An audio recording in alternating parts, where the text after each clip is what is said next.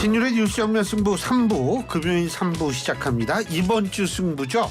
그렇습니다. 이번 주말 또 엄청 덥다라고 벌써 예보가 나오고 있는데요. 그래도 여러분 좀 기분을 나름대로 상쾌하게 가지시지 않으시면 그나마 이 날씨 버티기 힘들 겁니다. 우리가 비록 우리를 둘러싼 정치적 환경은 상당히 열악하더라도 그래도 기분은 좋게 가지려고 노력을 해야 될 겁니다. 이 음악처럼요. 자, 이번 주 승부 오늘도 함께해 주실 두 분 나와 계십니다. 한 분씩 소개해드리죠.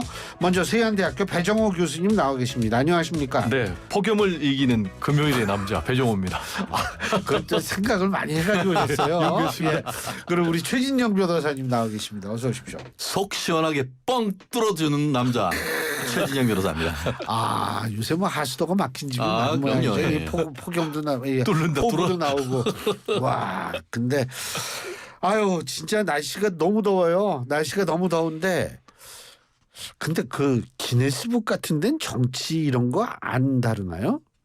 기네스북 저 자체가 탄핵 이거는 한 이 두 달 만에 막 이 탄핵 이거 기네스북이 오를 만할 것 같은데. 우리 이재명 대표 적극 지지자 개딸 분들이 좀 그런 부분 좀 기네스북 등재를 한번 등재를. 신청 한번 해보시죠. 아니, 뭐 이게 충분히 뭐- 오를 것 같습니다. 대신에 근데- 오르면은 전 세계의 웃음거리가 될 것 같아서 과연 할지는 모르겠습니다. 네, 제가 볼 때는 뭐 탄핵은 지금 보면은 기네스북에 충분히 오를 만한 그런 기록이고 윤석열 대통령의 거부권도 제가 볼 때는 기네스북에 충분히 오를 아니에요. 것 같아요. 그게 전혀 그렇지 왜냐면 않아요. 그 역사를 모르시는 거예요, 루스벨트 이거는. 대통령이 그럼요. 예. 그게 그분이 4년 동안 600 예, 몇 수백 회를 건 했을 했어요. 거예요. 수백 건. 예, 예. 네네. 그러니까 그리고 단시간 내에 대한민국도 기록은- 이 건국 대통령이라고 하는 이승만 대통령도 재임 기간 중에 45회인가 아마 그랬기 했죠. 때문에 앞으로 가려면 갈 길이 멉니다. 근데 이 탄핵은 1987년 이후에 역대 대통령이 했던 그 탄핵 건수하고 지금 거의 맞먹는 건 알죠? 뭐 뭐 너무 세월이 우리가 그렇죠. 그렇구나. 왜냐하면 좀 균형 잡힌 시각으로 평론하죠. 근데 어쨌든 근데 이 올림픽이 그나마 있어서 이 젊은이들이 말이에요. 네네. 우리한테 이렇게 참 그 정말 신선함과 맞아요. 기쁨과 막 이런 거를 딱 전해주는 것을 봤을 때에는 정말 전 2부에 스포츠 얘기할 때는 기분 좋더라고요. 근데 이 다시 이제 정책으로 돌아가니까 막 기분도 처지고 좀 그런데 뭐 그래도 해야죠. 우리 최진영 변호사님 승자. 두두두두두두두두 제가 이거 두들겨 들어야지. 한동훈 국민의힘 대표입니다. 지난주에 이어서 연장 대표로 한번 네. 한동훈 대표를 승자로 뽑아봤습니다. 자, 그 이유요. 승자 실질적인 여당의 대표로서의 리더십을 금주에 완성했다. 그런데요. 아시다시피 어떤 조직의 수장은 왜 수장이겠습니까? 두 가지. 한마디로 자금줄과 인사권 인사죠. 이 두 개로 그렇죠. 이게 조직을 끌어간 건 아니겠습니까? 지난 당대표 대선 7.24 전당대회에서 승리한 다음에 당의 살림을 한마디로 자금을 총책을 하는 사무총장은 박정아 그 전 비서실장으로 지금 사무총장을 꾸렸고 예, 박정아 의원은 비서실장이고 비서실장으로 네. 했고 예. 그리고 또 지금 당 사무총장도 이제 선임을 함으로써 그렇죠. 자금과 관련된 살림과 관련된 리더십은 딱 꾸렸는데 예. 인사권과 관련해 가지고 지금 이제 사무총장은 서범수 약간 이름을 좀 해. 예. 서범수 사무총장을 했고 정책위 의장 이 직에 대해서 좀 설왕설래가 있었습니다만 결국 윤석열 대통령과 그 당대표 선출 후 일주일 만에 독대를 하면서 인사권에 관해서도 알아서 하십시오. 라고 했는 그 뉘앙스에 대해서는 논란이 있습니다만 그 독대를 그 기점으로 해서 실질적으로 지금 그 정책의 의장 부분에 대해서도 새로운 어떤 리더십을 세우고 그걸 통해 가지고 최고회의에서 실질적인 어떤 5명 이상의 의결권을 확보한 그런 부분이 있기 때문에 자금이든 인사든 또 당 최고위원회에서의 어떤 실질적 리더십을 이번 주로서 완비했다라는 점에 비춰봤을 때에 이번 주에 정치적 어떤 승자는 한동훈 대표가 아닌가 생각합니다. 예. 제가 좀 팩트를 예. 얘기를 해야 될 것 예. 같아요. 윤석열 대통령하고 독대를 하고 정리가 안 됐어요. 왜냐하면 독대를 했는데 90분간이나 끝나고 저녁을 먹는 자리에서 정진석 비서실장이 정점식 전 정책위장을 유임시켜달라. 라고 요구를 했단 말이에요. 그러니까 서로 지금 전혀 얘기가 안 되는 그거는 거죠. 전원이기 때문에 확인된 사실은 아닌 걸로 알고 있어요. 아니 그러니까 예. 근데 이게 이제 다 대부분 보도까지 다 됐는데 이거를 부정하는 게 제가 볼 때 더 안 맞는 것 같고 왜냐하면 그 이후에 정정식 전 정책위장이 바로 사퇴하는 게 아니고 계속해서 버텼단 말이에요. 그런데 여기에 대해서 한동훈 대표가 인사권은 당 대표에게 있다라고 강력하게 나오니까 이제 결국은 물러난 건 아니겠습니까? 그래서 제가 볼 때는 이게 뭐 지금 5대 4로 최고위원회 우세를 점한 거는 맞으나 또 그리고 한동훈 대표가 당 장악력을 지금 확보한 거는 맞으나 윤석열 대통령과 그리고 또 한동훈 대표의 충돌은 언제든지 남아있다 이렇게 저는 봅니다.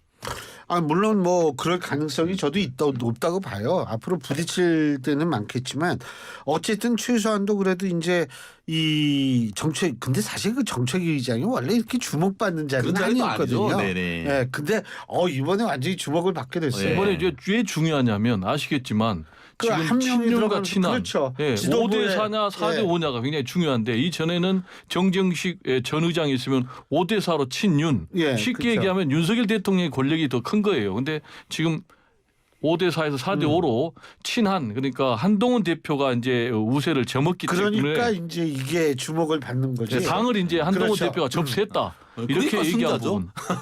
아니 승자 아니라고 한 적 없어요. 승자 네. 오케이.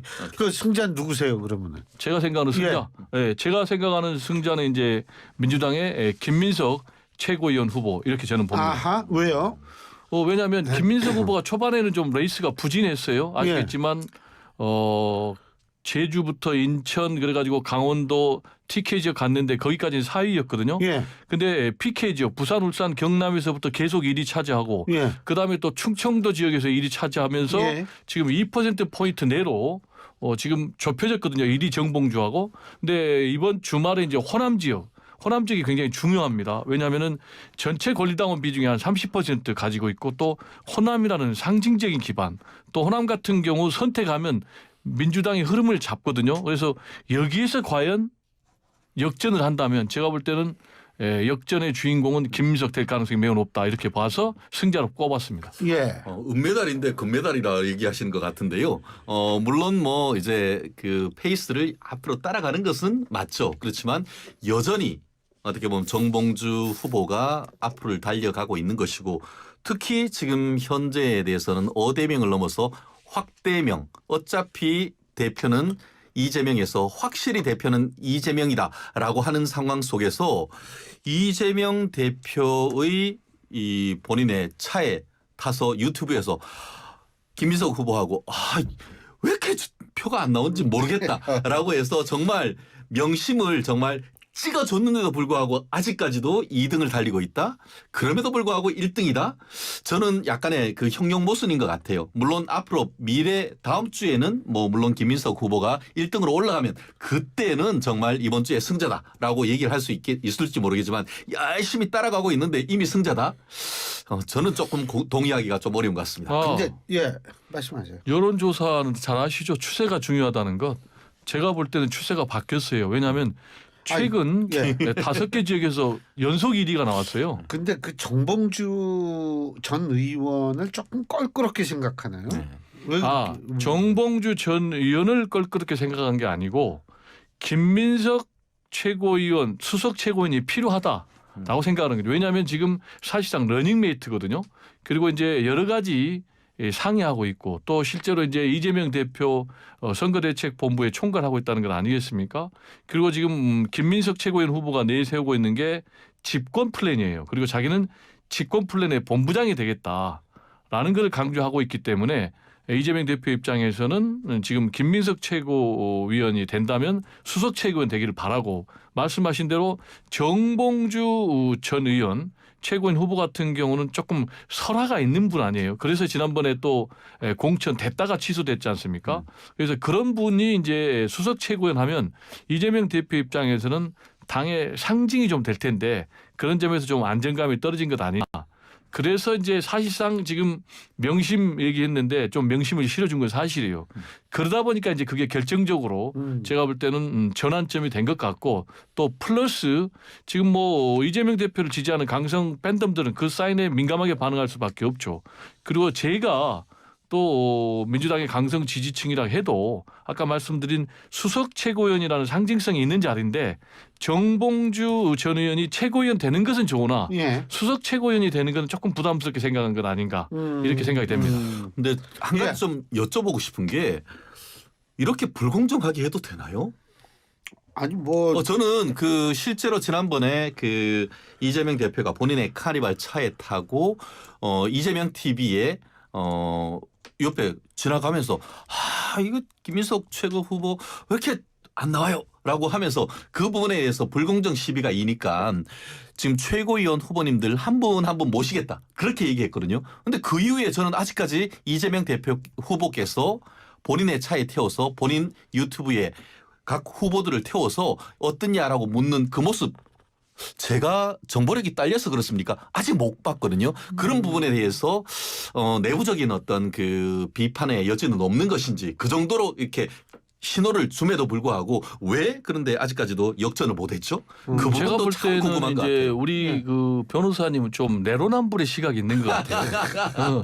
민주당이 하면 잘못했고 국민의힘이 하면 잘했고 왜냐하면 한동훈 대표 같은 경우는 아예 러닝메이트를 했어요. 그럼 러닝메이트 하시죠. 장동혁, 박정훈, 진정호. 자, 그렇죠? 근데 이재명 대표 같은 경우는 러닝메이트를 하면 안 됩니까? 그리고 이재명 대표가 사실상 러닝메이트를 하고 있어요. 근데 왜 이게 불공정하다고 얘기를 하는지 난 좀 동의하기 상당히 어렵고 그리고 계속해서 지금 잘못 알고 있는데 최근 5개 지역을 1등을 났다니까요. 네. 김민석 최고위원 후보가. 근데 이제 그게 뭐 하여간 어쨌든 이거 팩트라니까요. 네네. 예. 뭐 더 싸우시려면 그럼요. 더 싸우시고 아니 싸울 게 자, 아니고. 그러면 자 이제 패자 네. 야 패자. 저는 더불어민주당인 것 같습니다. 더불어민주당. 예. 국민의 공격수. 개인을 뭐 누구라고 얘기하기는 그렇고요. 국민들은 민주당이 지금 전당대회 하는지 아는 사람이 10명 중에 한두 명 될까요? 관심 못 끌죠. 관심 못 끌죠. 그렇기 때문에 더불어민주당을 지금 패자로 했는데 사실 국민의힘 그래서 전략적으로 이 8월 달 파리 올림픽 시작하기 전에 전략적으로 7.23 전당대회를 했습니다. 그런데 저는 무슨 용기로 무슨 근자감이라고 하죠. 근거 없는 자신감인지 모르겠습니다만 8.18 전당대회 제가 좀 홍보해 드리겠습니다. 민주당 전당대회는 8월 18일입니다. 아마 제가 알기로 8월 11일까지 올림픽이 되니까 올림픽 끝나고 나면은 한 일주일 정도 흥행을 할지는 모르겠습니다만 8월 그 중하순에 이 전당대회 시점을 함으로써 국민들의 관심 밖으로 완전히 밀려갔고 최근에 더불어서 뭐 올림픽에서 우리 태극 전사들이 선전하다 보니까 정치에는 더더욱 관심이 없어진 것 같습니다. 거기다가 주메뉴라고 할 수 있는 당대표 선거는 어차피 당대표는 이재명인데 하다 보니까 더더욱 관심이 멀어지고 뭐 좀 전에 뭐 김민석 최고위원 후보가 1등이다 뭐 승자라고 얘기하지만 주 메뉴에 관심이 있지 거기에 반찬이라고 할 수 있는 최고위원에 누가 관심이 있습니까? 그렇다는 점에서 봤을 때 그리고 실제로 지금 그 전국을 돌아다니면서 투표를 하고 있습니다만 당원들 사이에서는 당원들조차도 이게 지금 참여율이 굉장히 저조한 것 아니겠습니까? 그렇다는 점에서 전당대회는 국민들의 관심을 일으켜서 이 포지티브 긍정적인 컨벤션 효과를 누려야 되는데 그렇지 못하고 오히려 전당대회를 함에도 불구하고 이 점점 이 전체적인 지지율이 그다지 좋지 못한 그런 점에서는 최종적으로 적어도 현 시점에서는 더불어민주당이 금주의 패자다. 저는 그렇게 평가하고 싶습니다. 네. 그러니까 이제 우리 변호사님은 지금 민주당이 전당대회 흥행에 실패하고 있기 때문에 패자다. 이렇게 얘기를 하고 있는 거죠. 정책이나 뭐 다 그렇다는 거예요. 아니 그러니까 그리고 흥행에 실패한 이후로는 이제 전대 투표율이 낮다. 그 두 가지를 얘기한 것 같은데요. 일단 흥행은 좀 떨어진 거는 맞는 것 같아요. 그렇죠. 흥행이 감사합니다. 이제 떨어지는 거는 아니 뭐 팩트니까 민주당 같은 경우는 뭐 완전히 확대명이 미리부터 정해져 버렸고 상대 도전자가 한 자릿수니까 이거는 말씀하신 대로 보나마나 이게 결과가 뻔해요. 근데 이제 반면에 국민의힘 같은 경우는 좀 후보가 몇 명이 됐잖아요. 뭐 거기도 의대한이 됐지만은 그래도 나머지 2, 3, 4위 후보가 뭐 연대를 할 것인지 말 것인지 그리고 또 뭐 한동훈 후보를 낙마시킬 엄청난 또 폭로가 나올 것인지 이런 부분들이 좀 있었던 건 사실이에요. 그런데 지금 보면은 이제 투표율 같은 경우는 양쪽 다 떨어졌어요. 국민의힘 같은 경우 지난번에 전대 때는 47%인데 이번에 7%포인트가 떨어져가지고 40%.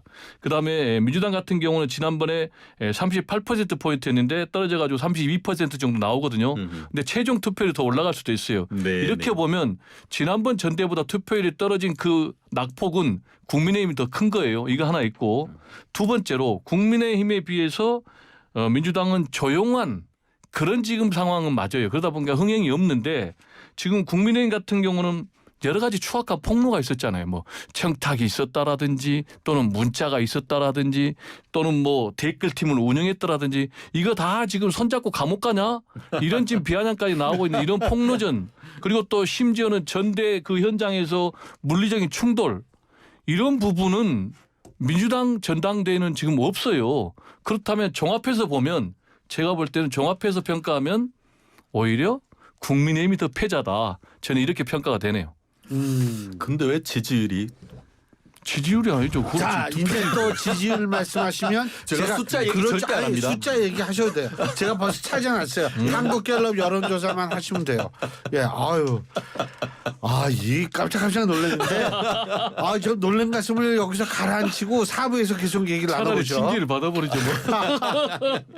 예, 3부에 이어서 4부 이번 주 승부 계속 이어갈 텐데요. 지금 이 자리에는 세한대학교 배정호 교수님, 최진영 변호사 두 분 나와 계십니다. 자, 지금 이 나이가 들으니까 누가 패자를 지금 이제 했죠? 패자 제가 먼저 저기 패자 이제 제가 했잖아요. 하세요. 예. 저는 패자 윤석열 대통령 꼽았습니다. 예. 자, 왜 꼽았냐고요? 예. 지금 이제 이번에 집권 3년차 맞아가지고 부분 개각했지 않습니까?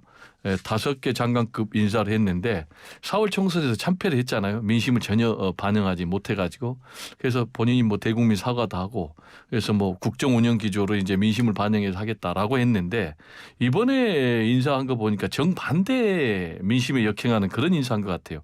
반성도 없고 쇄신도 없고 또 국민 통합도 없는 좀 이념 편향적인 인사 또 그리고 전문성이 없는 인사를 한 것이 아닌가. 이렇게 생각이 됩니다. 대표적으로 이제 이진숙 방통위원장 같은 경우 여론조사 제가 구체적으로 수치를 얘기 안 하겠습니다만은 국민 절반 이상이 부적격하다라는 평가를 받고 있거든요. 그리고 또 김문수 지금 노동부 장관 후보자 같은 경우도 극자에서 극우로 변신해 가지고 완전히 극우 보수 인사로 분류가 되는데 이런 분을 인사를 한다거나 또는 이제 환경부 장관 같은 경우 김한수 이분이 보니까 기재부 출신이더라고요.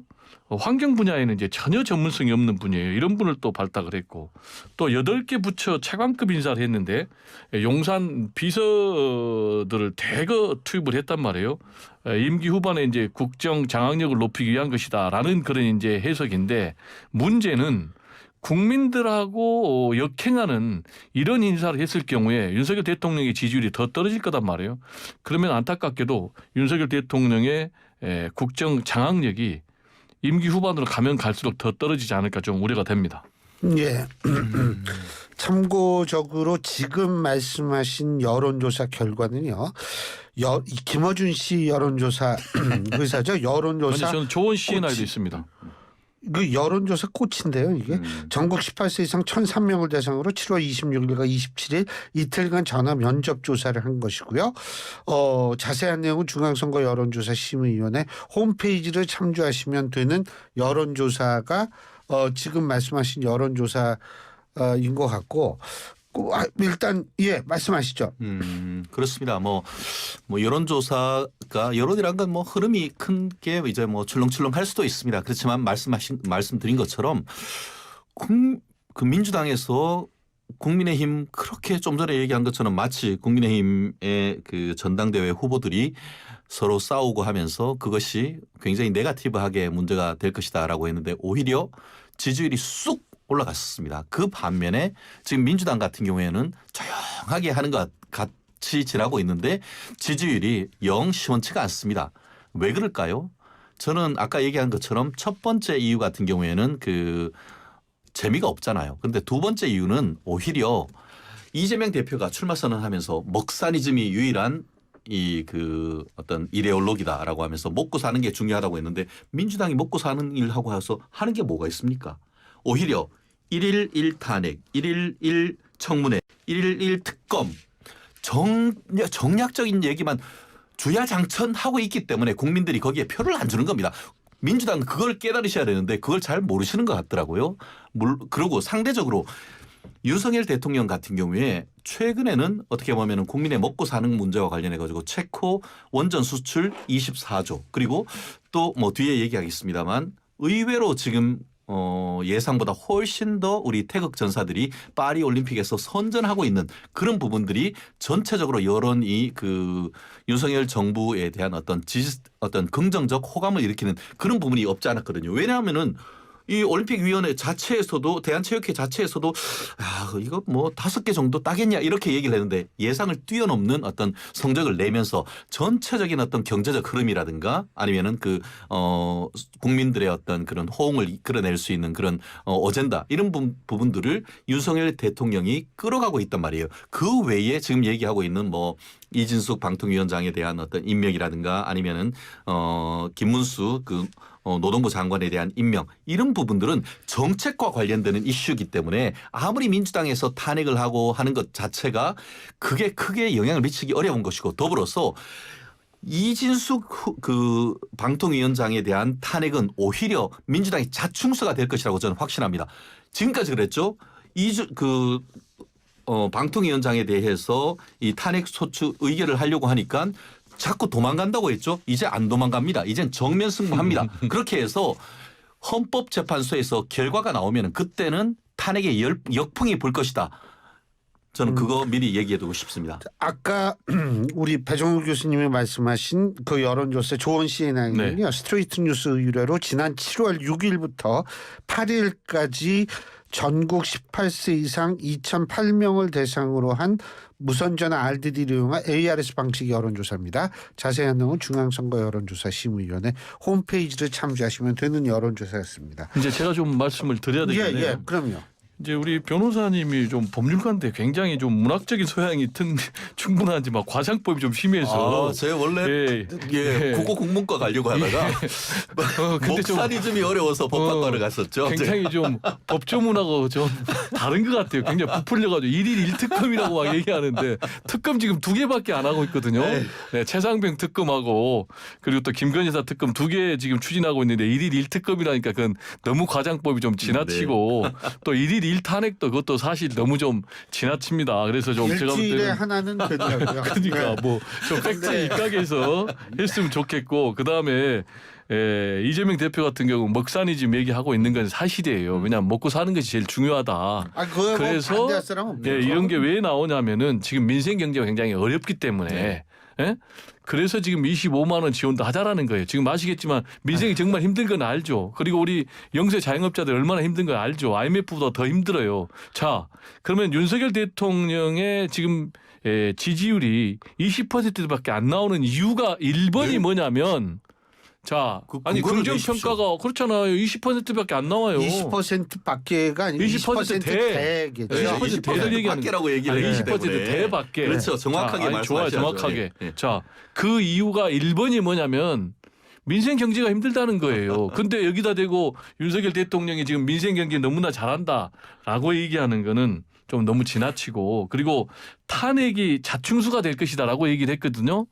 탄핵이 자충수가 될 것인지 아니면 거부권이 자충수가 될 것인지는 좀 두고 봐야 되지 않겠어요?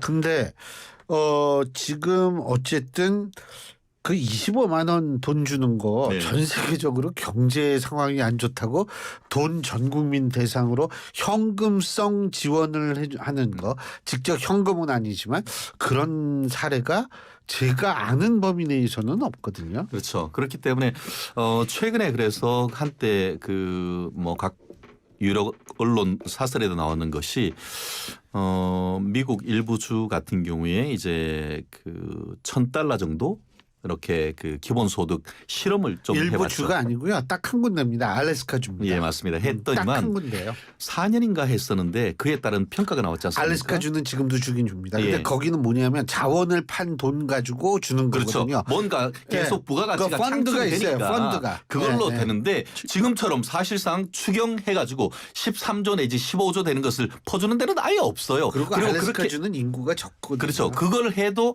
해본 결과는 뭡니까? 국민들의 근로의욕이 떨어지고 실질적으로 그에 따르는 어떻게 보면은 효과는 사실상 없다는 것이 사실적으로 지금 밝혀지고 있단 말이에요. 그런데 지금 말은 또 25만 원씩 한다고 하지만 25만 원의 도대체 근거가 뭔가 했더니만 지난번 코로나 때 4인 가족 100만 원 했으니까 나눠서 4인 가족에서 25만 원 그렇게 얘기를 하고 있는데 그게 도대체 무슨 과학적 근거입니까? 두루뭉실한 것이고 실제로 지금 그 오늘 그 용산 대통령실에서 그 부분에 대해서 비판적 의견을 내면서 말은 현금성 지원이 아니라고 하지만 실제로 25만 원을 그것을 지역 화폐로 해가지고 발행하는데 그것을 단기간에 할 수 있는 방법이 없다는 것 아닙니까? 그리고 또 그 하는 과정에서 플라스틱 카드를 하고 했을 때에 거기에 들어가는 매몰 비용 더불어서 그거를 카드깡 같이 해버린다고 하면은 사실상 화폐 승수 효과 한마디로 돈을 풀면은 그것을 소비가 일어나면서 실질적으로 어떤 그 소비가 진작되는 그런 효과도 지역 화폐를 통해 가지고는 오히려 없어진다는 것이죠. 거기다가 안 그래도 지금 인플레 어떻게 잡으려고 하는데 14조 내지 17조 같이 풀어버리면은 그에 따르는 그 민생이 어려워지는 거 그거 민주당 이재명 대표가 책임질 겁니까? 그런 부분대 없이 어려우니까 그냥 돈 풀자. 그것은 내가 어려운데 돈 주자라는 걸로 해서 표 사자는 것 그 이상도 그 이하도 아닌 것은 지나가는 초등학생도 알 거 아닙니까? 자, 지금 이제 세 가지를 문제 삼고 있어요. 하나는 재정 건정성 문제, 두 번째는 현금 살포 문제, 세 번째는 이제 보편 현금성 지역 문제. 지원이죠. 근데 첫 번째로 현금성입니다. 이제 또 현금 아닙니다. 현금 살포라고 계속 얘기했어요. 그러다가 이제 현금성 살포로 또 최근에 바꾸는데 자, 그 전에는 뭐라고 했냐? 총선용 현금성 살포라고 얘기했어요. 근데 지금 총선 끝났어요. 네네. 자, 그리고 말씀하신 대로 현금성 살포가 아닙니다. 지역 화폐로 주는 거고요. 그리고 그러니까 두 번째로 현금성이라고 얘기를 하는 거죠. 아니요. 예, 잠깐만요. 지역. 앵커님은 예. 이제 진행하셔야 될 것 같고요. 너무 많이 들어와요. 아니 현금 그다음에 송이니까 두 현금이잖아요. 번째로 그다음에 보편 지원이냐라는 문제와 관련해서 이미 이 부분은 민주당에서 차등 지원할 용의가 있다라고 얘기를 했고요. 그리고 마지막으로 이 재정 건전성 문제를 얘기를 했거든요. 근데 김종인 비대위원장도 어제 인터뷰에서 얘기를 했어요. 재정 건전성만이 금과 옥조는 아니다. 국민들의 삶이 더 중요하다. 저는 얼마든지 상황에 따라서 이 지역 화폐성으로 저는 어려운 서민들을 위해서 풀어서 경제도 살릴 필요가 있다고 보고요. 그리고 이런 전례가 없다고 그랬는데 문재인 정부 때 코로나 때문에 했잖아요. 그리고 이때 뭐 지원을 많이 하냐 했는데 그때 미국, 일본은 더 많이 지원을 했어요. 그러면 지금이 굉장히 어려우면 왜 못하는 거죠? 제가 말씀드릴게요. 잠깐만요. 네. 근데 더 많이 지원을 했다는 게 금액적인 면에 있어서는 그럴 수 있는데 전 국민 대상으로 지원금은 미국은 주지 않은 겁니다. 그럼요. 아니, 그리고 잠깐만요. 그러면 지금이 또 코로나입니까? 아까 그리고 알래스카 얘기를 했는데요. 알래스카하고 이거 전혀 다른 거 알죠? 알래스카는 근데 왜 그는 전혀 다른 걸 갖다가 여기도 붙여가지고 얘기해요? 제가 지금 그러면 기본소득이 아니잖아요. 이거 얘기 드릴게요. 아까 얘기했듯이 현금 살포가 아닌데 지역 화폐래. 화폐가 현금이고 화폐가 돈이에요. 그렇기 때문에 이름 전혀 자체를 다르죠. 바꾸려고 하는 것이고. 지역 상품권을 하는 게 왜 현금성이에요 이게? 지역 지역 지역 상품권을 화폐라며요, 하면 지역에서 아까. 상품권 싸는데 이게 무슨 현금성이에요? 그렇게 어떻게 얘기하면 안 되죠. 아니 근데 그게 왜 현금성이라고? 아니 잠깐만요. 언론에서 이거는요. 표현을 하냐면 앵커는 진행을 해야지. 아니, 2대1로 아니, 하면은 개념, 산만해져 진짜. 아니 개념적인데 내가 우리 신 교수님 굉장히 존경해서 하는 아니, 얘기인데 아니요. 그런 프로그램이 너지분해진다고요. 현금성이라고 아니 얘기하는 앵커님은 이유는 그냥 앵커를 해주세요. 예를 들면 상품권을 했을 제가 때 얘기할게요, 그 그러면. 기업이 그래요. 그 얻은 쪽이 최 변호사님이 아니 하세요. 현금성이라는 건 그건 개념 정의를 명확하기 때문에 그래요. 그렇기 때문에 더 카드깡 한다니까요. 아니 그러니까 현금이 자, 아니고 말 잘했어요. 상품권을 주면은 그거를 써가지고 뭘 하는 게 아니고 그걸 카드깡해서 그 사이에 5% 10% 있는 것이 어디로 간단 말이에요. 말씀 잘했어요. 세금을 그런 식으로 쓰면 안 자, 된다는 아니, 거예요. 그 말씀 잘했어요. 아니 지금 이제는 제 차례잖아요. 아니 그러니까 카드깡 이제 제 얘기하니까 차례잖아요. 아니 저도 짧게 얘기할 거예요. 제 카드깡 차례잖아요. 얘기를 하니까 예. 자 현금성이면 카드깡 할 필요가 없죠. 지역 상품권이니까 카드깡 하는 거잖아요. 카드깡 하면은 그 돈으로 해가지고 카드깡해서 현금으로 내 손에 들어온 다음에 그거를 자기 있는 빚 갚고 뭐 하지 그에 따른 소비 진작 효과가 없다. 그래서 화폐 승수 효과가 없다는 전문 용어를 제가 쓰는 것 아니겠습니까? 그러니까 그건 전혀 다른 더불어서 얘기잖아요. 아까 얘기한 자, 이제 우리가 얘기할 부분은 승부처를 또 해야 돼요. 네네. 승부처 말씀하세요. 아 그렇습니다. 우리가 먹사리즘 하는데 맨날 정치 얘기만 하지 말고 저는 승부처 파리 올림픽이라고 생각합니다. 아 정말 이 부분은 뭐 여야 할 거 없이 정말 국민들이를 단합하는 그게 바로 스포츠인 것이고 저도 이제 헌법 할 때의 헌법을 보는 눈 그게 어떻게 보면 동화 통합의 계기가 이런 축제, 스포츠 제전 이런 부분을 통해 가지고 이제 어떻게 보면 양극화되고 지역적으로 세대적으로 나뉜 어떤 그 사회를 통합하는 것이 바로 이런 뭐 월드컵이라든가 아니면 올림픽인데 그 사이에 뭐 대선, 총선으로 정치적으로 지역적으로 굉장히 어떻게 보면 나뉘어 있지만 이번에 뭐 누가 뭐 전라도 선수가 금메달 땄다. 경상도 선수가 금메달 땄다. 그걸로 금메달을 나눕니까? 그게 아니고 대한민국의 대표에 있는 건아들이 금메달, 은메달, 동메달, 노메달이었다 한다 하더라도 그 아름답게 뛰는 모습을 가지고 대한민국이 통합되는 그 모습이 저는 굉장히 기분이 좋았습니다. 그렇기 때문에 어떻게 보면 승부처라고 하지만 외국 선수들과는 승부처지만 오히려 이 월드컵을 통해서 흩어진 대한민국이 올림픽이요? 예. 예. 올림픽이 대한민국을 통합하는 계기가 된다는 점에서 저는 굉장히 의미 있는 정말 시적절한 이벤트다 그렇게 평가를 하고 싶습니다. 근데 이번에도 이 올림픽에서 막 우리나라 이름도 다 바꿔서 부르고 남수단 같은 경우에 국가를 이게 또 딴 나라 그렇죠. 국가를 네. 틀어주지를 않나 여기 그리고 뭐 좀 아까 우리가 2부에서 얘기했는데 그 세느강에서 구토하고. 그 저하고 구토하고 예. 이런 식으로 그러니까 그 얘기가 있죠. 과연 선진국이 선진국인가? 오히려 저도 뭐 미국에서 유학도 해보고 살아도 보고 다른 데도 다녀봤지만 정말 대한민국 헬조선이 아니고 정말 선진국 살기 좋은 것이 바로 대한민국이라는 것을 이런 프랑스 월드컵을 통해서도 저는 알 수 있다. 그렇기 때문에 좌파에서 얘기하는 헬조선 프레임 정말 살기 어렵다는 그 프레임 우리 스스로 깨야 되는 계기가 돼야 된다고 봅니다. 자 승부처 승부처 저는 사람을 꼽았습니다. 이진숙 방통위원장의 거취. 예 뭐 탄핵 저거 한다는 거 아니에요 지금 아니 받아들인다는 뭐 오늘 거. 이제 탄핵 소추안 가결을 했고 그러면 이제 본인이 이 전임자들하고 다르게 사퇴를 하지 않았기 때문에 바로 이제 직무정지가 들어갔지 않습니까? 이제 직무정지가 들어가게 되면은 방통위원회는 이제 식물방통위가 되는 거죠. 왜냐하면은 지금 이제 1인 체제로 전락하게 되니까 이제 아무것도 의결할 수가 없거든요. 그래서 뭐 당장 뭐 EBS 이사 선임도 못 하고요. 그리고 또 뭐 MBC 연말에 또 재허가 문제도 있는데 그런 것도 못 하고 뭐 또 구글 인앱 결제 과징금 부과 이런 것도 못 하고 참 안타까운 일인데 이걸로 이제 끝나는 것이 아니고 민주당 같은 경우는 지금 법원에 집행정지 신청을 해놨거든요. 이사 선임. 이게 2인 체제에서 한 게 위법하다. 그래서 이것도 이제 결론이 또 기다려 봐야 되겠고요. 또 이제 가처분 신청하는 거죠. 가처분. 네네. 그래서 국정조사도 이제 하겠다는 거 아니겠습니까?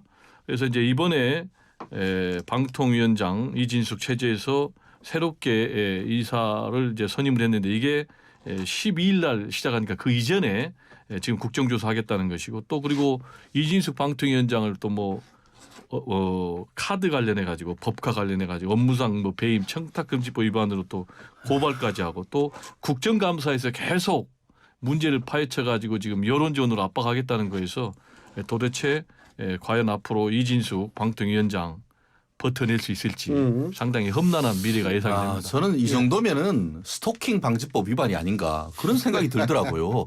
어떻게 이렇게 철저하게 업무를 방해할 수가 있는지에 대해서 비판의 말씀을 드리지 않을 수가 없는데 정말 더불어민주당의 눈물겨운 내 편 MBC 구하기가 아닌가.